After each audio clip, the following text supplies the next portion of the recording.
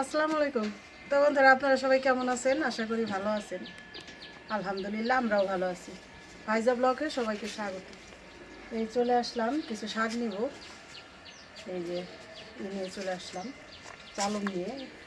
এই যে এটা হলো চালুম, অনেকেই চিনেন আবার অনেকেই চিনেন না। এই কলই শাক নিতে আসলাম। তো এখন সকাল 10টা বাজে। আজকে অনেক রোদ উঠছে, এখন রোদ উঠে মাঘ মাস হলেও অত শীত লাগে না, সারাদিন রোদ থাকে। সন্ধ্যা হলে শীত আবার শুরু হয়। তো চলুন যাই, আজকে দেখাই কলই শাকগুলো আরও কত সুন্দর হয়েছে। এর আগেও আমি ভিডিওতে দিছি, কিন্তু এখন আরও সুন্দর হয়েছে।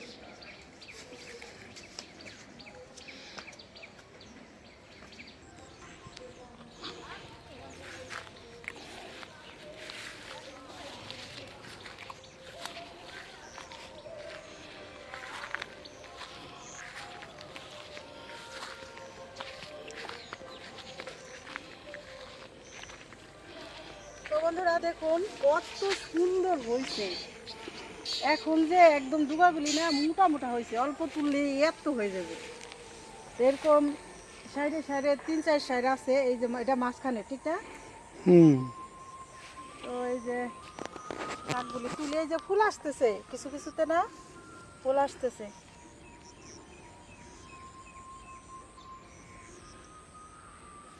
তো তোলা শুরু করি। বিসমিল্লাহ। একটা একটা করে করলে একটু সময় লাগবো।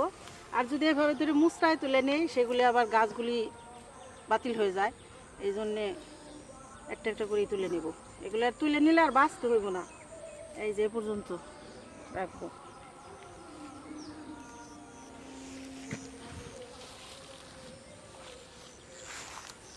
কত সুন্দর। এবার আল্লাহ খাওয়াইলো কলই শাক, 3-4 দিন আমরা খাইছি। আবার আজকে তুলতেছি।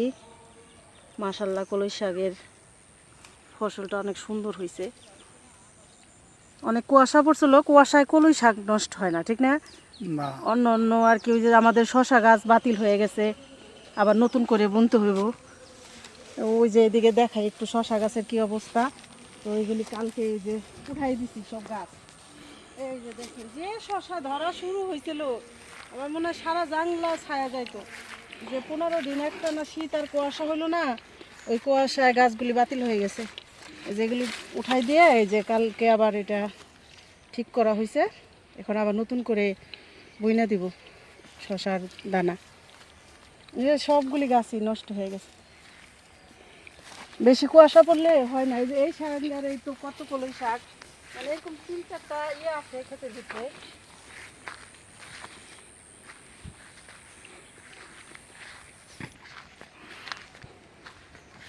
আর এই যে বাঙ্গি গাছগুলি কুয়াশায়ও টিকছে, কিন্তু আরো অত কুয়াশা না পড়লে অনেক বড় হয়ে যেত, ঠিক না? এই যে বাঙ্গি হয়ে যাবো না, এটা টিকে গেছে।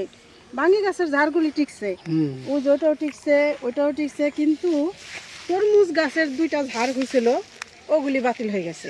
বাঙ্গি গাছ মোটামুটি সবই টিকছে। হ্যাঁ, এই যে পাতা যেন কেমন হয়ে গেছে। এই যে বাঙ্গি গাছে এটাও টিকে যাবে, এখন গরম পড়তেছে। মটর কলই শাকে সিম আইছে। এখন আর মটর কলই শাক তুলবো না, ওগুলি সিম ধরবো। আর কলই শাকেও অনেক সিম আসবো, ফুল আসছে না, ঝাপটাই যাবো সিমে। মোটা মোটা ডোগা হয়েছে, তো ওই যে অল্প সময় তুলছি, কতগুলি শাক তোলা হয়ে গেল গোছে গোছে।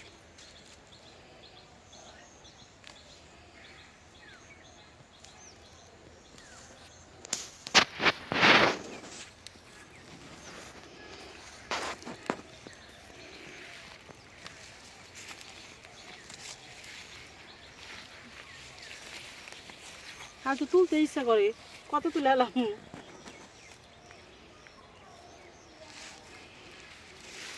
সিম ধরলে আর তুলবো না, বুঝছো না?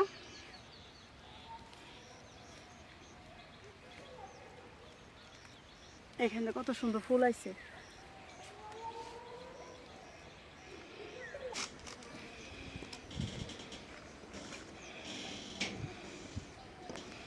এখানে একটু না ঢাল করে রাস্তা বানাই দিই উঠার, মানে ই করে যেন উঠা অনেক হয়ে গেছে।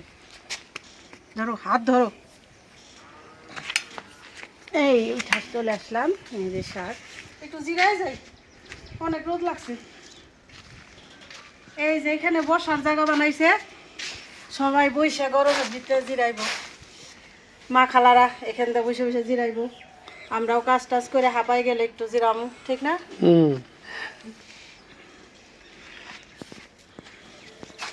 অনেক শান্তি লাগলো বসে, পাকাটা ঠান্ডা অনেক। একদম।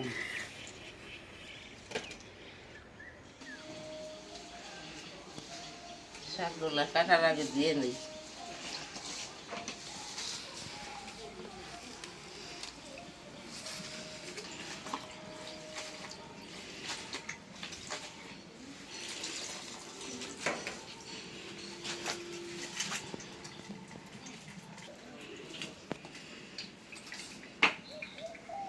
তো বন্ধুরা, শাক তুলে আইসা কিছু গোছ গাছ করে নিলাম। এই যে চাল ধুয়ে দিলাম, ভাত বসাই দেই, আর মা ওদিকে শাকগুলি ধুয়ে নিতেছে।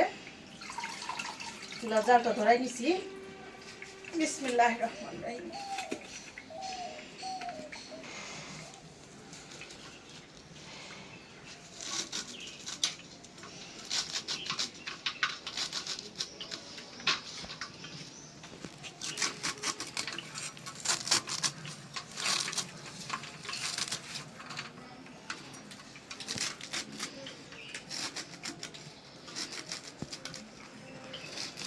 শাকগুলো ধুয়ে কাইটে নিতেছি।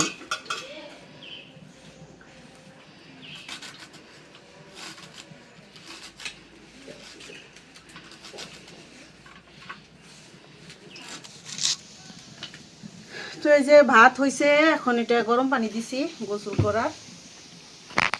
আর হইলো এখন মাংসটা মাখাই নিই।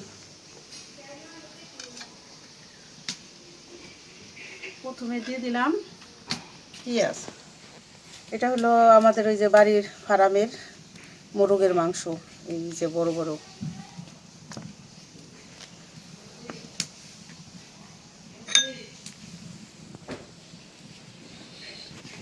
আদা রসুন বাটা,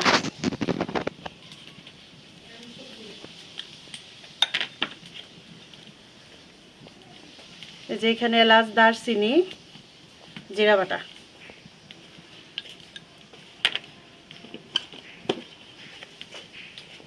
দিয়ে দিলাম লবণ। আর একটা স্পেশাল মশলা দিই, মানে আমি যা মশলা দিয়ে রান্না করবো এগুলো তো দিবই। এই যে একটা স্পেশাল মশলা, চিকেন পাউডার। এই মশলাটা কিসে কিসে দেওয়া যায় এখানে যে লেখা আছে, চিকেন পাউডার, নুডলস, পাস্তা, অনেক কিছুতে, পিৎজা, স্যুপ, সব কিছুতেই খাওয়া যায়। বার্গার, আলুর দম, সবজি, বিভিন্ন ধরনের খাবারকে স্বাদ বাড়ায় এই যে চিকেন পাউডার। তো এটা তো আমি না, এই যে প্রথম যে একদিন খাইছি সেদিন আপনাদের সাথে শেয়ার করিনি। এটা কিন্তু আমি কিনে আনি নেই, আমার মেয়ের জামাই মানে এই কোম্পানির কাজ করে। তো মেয়ের জামাইয়ে অনেকগুলি দিচ্ছে এই প্যাকেট। তো আবার আমার মেয়ে দেখে নিয়ে আসছে, বললো মা এটা আমি খাইয়ে দেখছি, সব কিছুতে দিলেই অনেক স্বাদ বাড়ে। তারপরে আমি ট্রাই করে দেখলাম যে আসলেও মাংস রান্নার স্বাদটা দ্বিগুণ হয়ে যায়। সবজিতে এখনও খাই নেই, একদিন শুধু একটু মাংস রান্না করছি। এই জন্যে আজকে মাংস দিব, যে ভালোই লাগে। এই যে প্যাকেটটা খুলছিলাম, আমি কয়েকদিন আগে একটু রান্না করছি, প্যাকেটটা এইভাবে রেখে দিছিলাম। একদম ঘেরানটা না, যে নুডলসের মশলা একদম অবিকল সেরকম। তো একটু দিয়ে দিই, এই যে গুঁড়া পাউডার দেখাই, এই যে পাউডারটা এরকম, কিন্তু একদম মনে হইতেছে নুডলসের মশলা ঢালছি, বাসনাটা একদম সেরকম। পরিমাণ মতো আর কি দিলেই হয়, আমি পরিমাণ মতো দিলাম, 4 চামচের 2 চামচ করব, যে আবার মুড়াই রেখে দিলাম। এখন দিয়ে দিব গুঁড়া মশলা,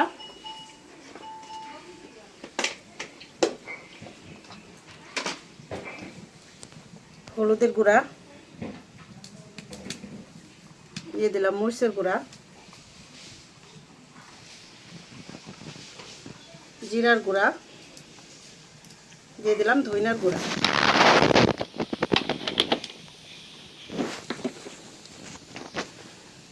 গুঁড়া মশলাগুলো হাতে ভাঙানো মশলা খাই।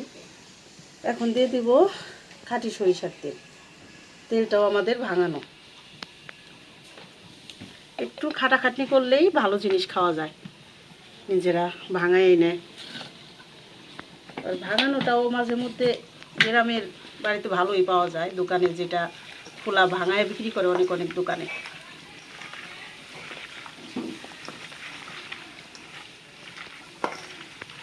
এখন আমি অনেকক্ষণ মাখায় রাখি, তারপরে রান্না করব। এটা এই যে গরম পানি দিছি, মা গোসল করব। এখনও তো ঠান্ডা, একটু হালকা গরম পানিতে গোসল করে। এই যে মোরগটা অনেক বড় ছিল, এখানে অর্ধেকটা মাংস, তাই কতখানি। আর এখন দিয়ে দেবো এই যে নতুন আলু, সবুজ কালারের আলু। আলুটা দিয়েও মাখায় রাখি মশলা, মাংসের সাথে মাখায় রাখলে 10 মিনিট মাখায় না থাকলেই ভালো হবে।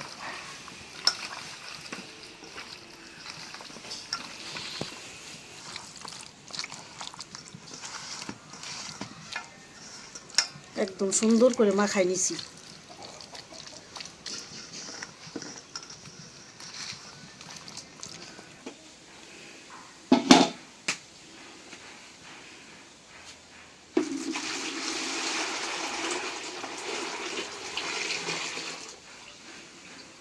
এখন মাংসটা রান্না করার জন্য কড়াইটা বসাই দিই।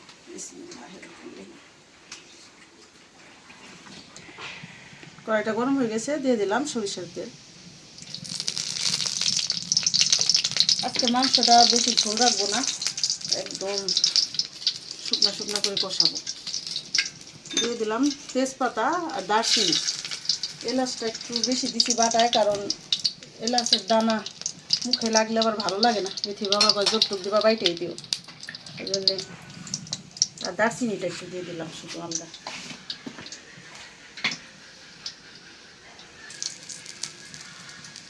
দিয়ে দিলাম পেঁয়াজ।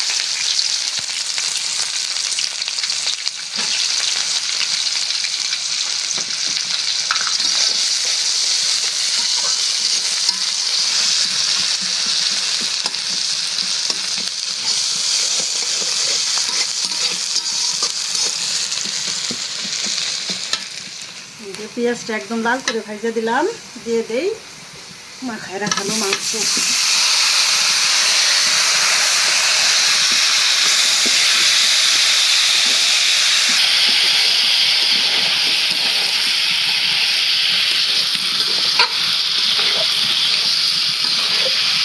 এই নতুন আলুগুলি একটু সবুজ হয় কেন, এগুলি বেশি বাড়তি না, আবারতে আলু তুলা বিক্রি করে তো, এই জন্য ঘরে আইনা এক সপ্তাহ থাকলে আলু সবুজ হয়ে যায়।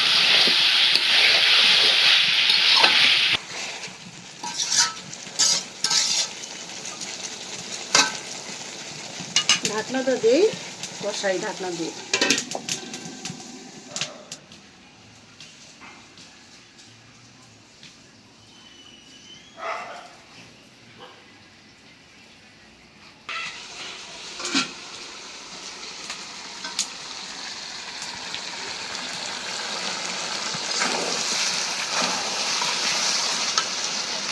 এখন দিয়ে দিব কাঁচামরিচ।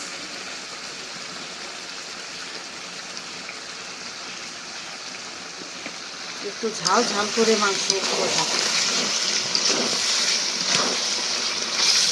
এখন তেল উঠে গেছে, এখন দিয়ে দিই একটু ঝোলের পানি।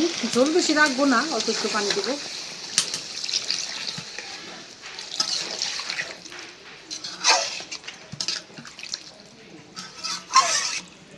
কষানো প্রায় সেদ্ধ হয়ে গেছে।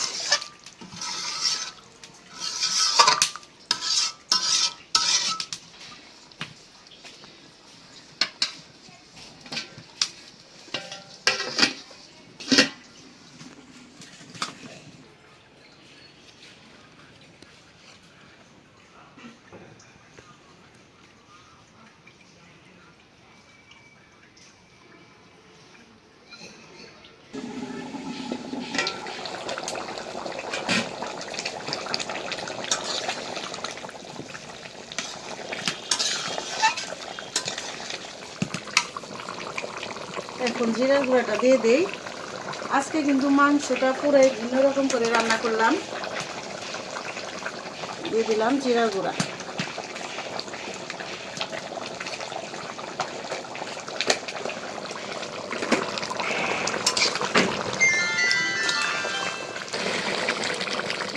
মাংসটা রান্না হয়ে গেল। বললাম না আজকে বেশি ঝোল করবো না। এই যে দেখুন,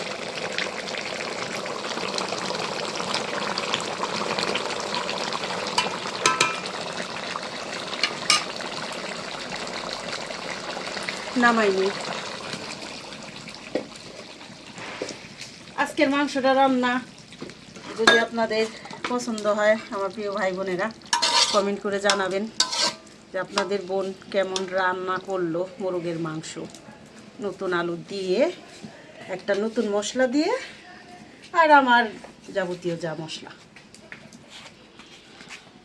তো এখন কলই শাকটা ভাজবো, তার জন্য আমি কড়াইটা বসাই দিই। বিসমিল্লাহ। দিয়ে দিলাম সয়াবিন তেল।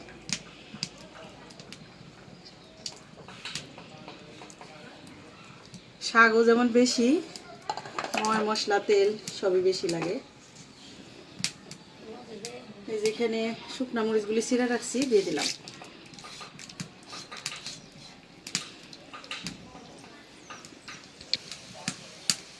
মরিচগুলি একটু কড়া করে ভেজে নিলাম। এখন দিয়ে দিলাম রসুন, পেঁয়াজ, কাঁচামরিচ।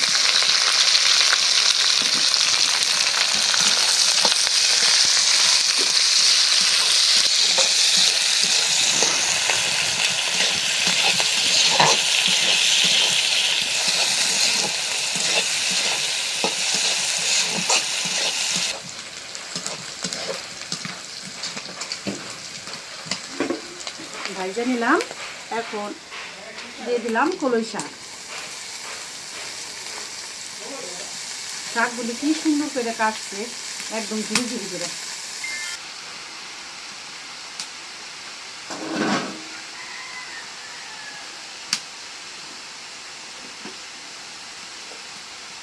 দিয়ে দিলাম লবণ। এখন আস্তে আস্তে মিলাই দিই।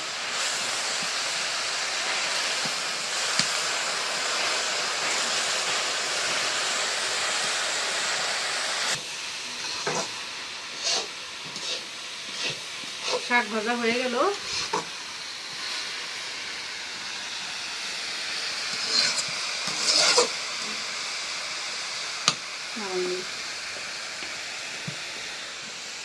কত সুন্দর নরম হয়েছে, বেশি সময়ও লাগলো না। একটা লোকলোকা শাক তো তাড়াতাড়ি হয়ে যায়।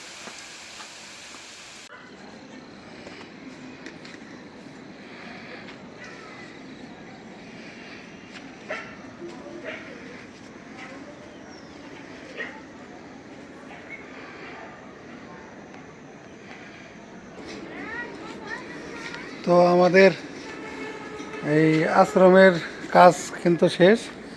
এখন এলাম এই কিছু ধোয়া পাকলি করতে হইব, আর এই মাটিগুলো একটু সরাইয়া গোছগাছ করতে হইব আর কি। যেখানে মানে যেখানে এই যে ইটের করছিল, এখানে মাল বানাইছে আর কি, ইটের খোয়া মানে ঢালাইয়ের মাল বানাইছে, খোলা কয় আর কি এটারে। এই যে কিছু বালিও অবশিষ্ট আছে, এগুলো ভরতে হইব বস্তায়। আর এই যে বারান্দায় যে এগুলো নোংরা, এই যে এগুলো বালি, এগুলো ধুইয়া কমপ্লিট করে তারপরে আমরা ওই যে খাটগুলো পাতবো আর কি। তারপরে গোছগাছ হয়ে গেলেই হলো। এই যে রান্নাঘর এটা কমপ্লিট সম্পূর্ণ। এই যে এখানে কলের পাটটা এটা কমপ্লিট, এটা সব কমপ্লিট হয়ে গেছে। এই যে এখান দিয়ে মাটি করে দিচ্ছি সাইড দিয়ে, তো মোটামুটি আর কি কমপ্লিট। আর দেখাই এই যে ইট, এই যে ইটাগুলা বাইচা গেছে। এই যে 30-35টা ইটা হইব, হয়তো বা 40টা হইতে পারে। এই ইট কটা বাইচা গেছে। তো কাজ মোটামুটি এগুলা সবই কমপ্লিট। এই যে বাথরুমের কাজ এটা সম্পূর্ণ। এই যে এখান দিয়ে মাটি একটু সমান টমান করতেছে আর কি, গোছ গাছ করতে হবে আর কি। গোছ গাছ করে নিয়ে তারপরে আমরা পরিকল্পনা আছে আর কি, যতটুকু তাড়াতাড়ি সম্ভব এটা এই করে দেব। তো মোটামুটি আর কি গোছ গাছ করা হয়েছে। তো এখন আমরা এটাই করব, হয়তো 1 সপ্তাহের মধ্যে আমরা এটা কমপ্লিট করে ফেলবো ইনশাল্লাহ। 2-3 দিন লাগবে আর কি ধোয়া পাকলি করতে। তো তারপরে আমরা একটা করে একটা মিলাদ দিয়ে তারপর আমরা স্টার্ট করে দেবো ইনশাল্লাহ। লোকজনও আমরা অলরেডি প্রচারে লোক সেট করে ফেলাইছি, প্রচার টচার করতে হবে, লোকজন তো আর এভাবে আসবে না।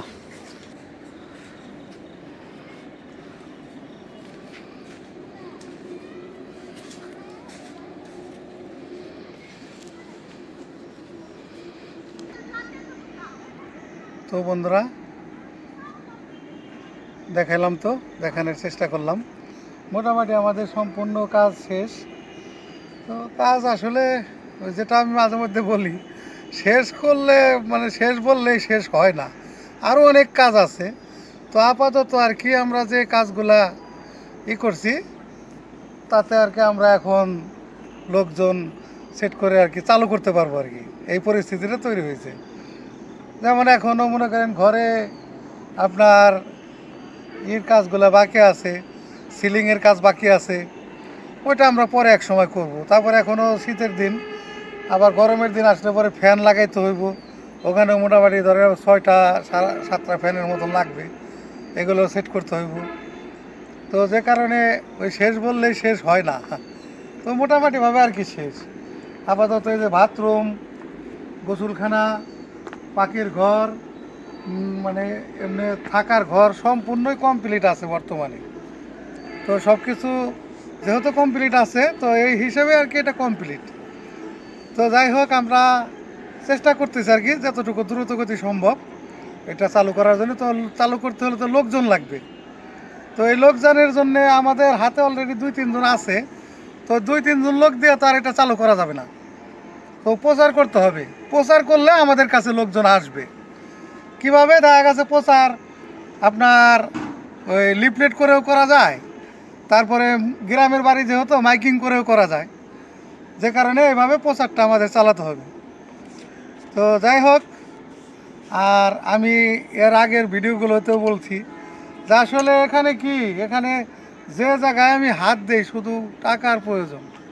তো আপনারা যে যেখানে আছেন দেশ বিদেশে প্রবাসে, তো আমার এই ভিডিও যারা দেখেন নিয়মিত তারা অবশ্যই বুঝবেন যে আসলে এই জায়গা একদম জিরো থেকে, জমিন থেকে শুরু করে নিয়ে মাটি ভরাট করে এগুলো কমপ্লিট করতে অনেক ব্যয়বহুল খরচের ব্যাপার। তো আমি আপনাদের বলছি এর আগেও যে আপনারা এখানে জাকাত ফান্ডের টাকাও দিতে পারেন, কারণ এখানে অসহায় মায়েরা থাকবে, যে কারণে আপনারা জাকাত ফান্ডের টাকাও এখানে দিতে পারবেন। তো আমার ওই শ্রদ্ধেয় বড় ভাই ইসলাম ভাই, আশিক ভাই, এই ভাইরা তো আমার সাথে আছেই। তো আপনারাও একটু আমাদের সাথে সংযোগ হন, এই মহৎ কাজের উদ্যোগে আপনারা পাশে থাকেন। তো যাই হোক, আমি আর বেশি কথা না বলি, আমি স্ক্রিনে নাম্বার দিয়ে দেব, বিকাশ নাম্বার, ব্যাংক অ্যাকাউন্ট নাম্বার, আমার সাথে যোগাযোগ করবেন। যোগাযোগ করে আপনারা অবশ্যই আমার মানে এই ভালো কাজের সাথে শরিক হবেন আশা করি আমরা। তো যাই হোক, আর কথা না বলি, ভালো থাকবেন সবাই। আমরা হয়তো খুব দ্রুত গতিতেই এটার কাজ রান করবো ইনশাল্লাহ। সবাই আপনারা যদি পাশে থাকেন, সাহস দোকান, তাহলে আমাদের কাজটা সহজ হবে ইনশাল্লাহ।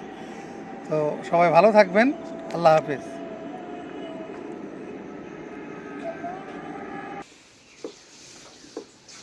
বিসমিল্লাহির রহমানির রহিম।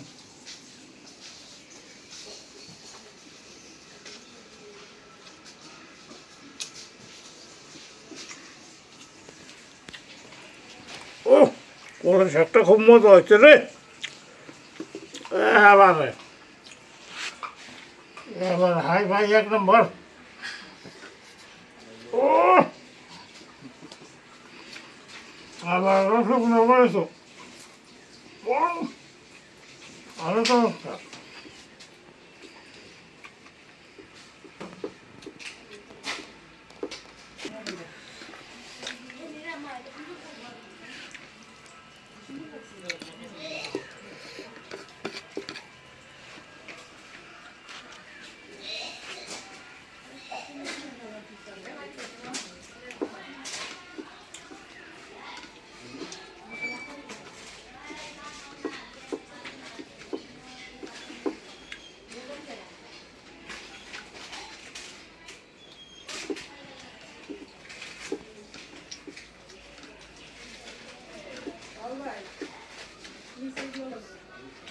মাংসের তরকারিটা একদম এক নম্বর হয়েছে, খুব স্বাদ, একদম আল্লাহর নিয়ামত।